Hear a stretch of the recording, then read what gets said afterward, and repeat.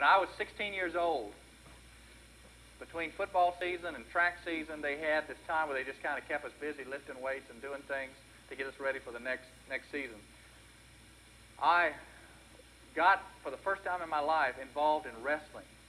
I'd never wrestled before, and I didn't plan on wrestling after that. But just so happened in our PE class, they said, we're going to wrestle today. And they told me, they told everybody, but they told me I got to go first, that I was to get on the mat and inside this circle and not allow the opponent to pull me out of that circle. And so I got there on the mat, and then he said, Tiny, okay, you take on McGraw. And Tiny was a joke. I mean, his name was a joke, because Tiny was not tiny. He was only tiny to his brother when his brother was older, because he had caught his brother and probably passed him. He was, I don't know what kind of Indian tribe he was, but he was 250 pounds, as wide as he was tall. And he stepped out there, and I started to pray. I started to pray, God, I can't stay in this circle, not with him tugging on me. And I prayed that God would get me in that circle and not allow me to be pulled out of that circle. So Tiny had 60 seconds to pull me out of that circle. And when the coach said go, I clawed into that mat, and he came over and he started pulling and pulling and pulling.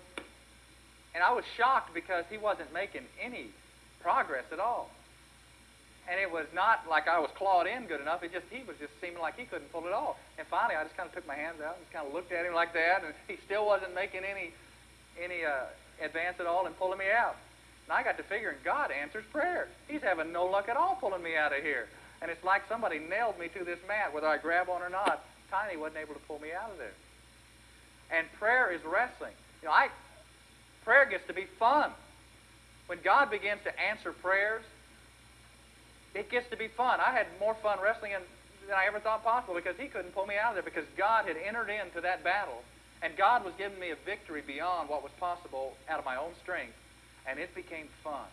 It became fun to see God gaining victory here. You know, it's fun when God begins to heal a family. It's fun when God begins to change a person's attitude, to change a young person's attitude, to change an older person's attitude who has gotten under the habit of something, who has gotten almost destroyed by something. That is fun. It is fun to wrestle with that and to see God begin to gain the victory. And we are to wrestle, not against flesh and blood, but against rulers, principalities, all these aspects which come into people's lives, of demonic influences that are destructive, and we are to wrestle against them, and then to watch God gain the victory. How exciting that is. That's as exciting as seeing a last-second field goal go through for your team. God gained the victory. God entered into the battle.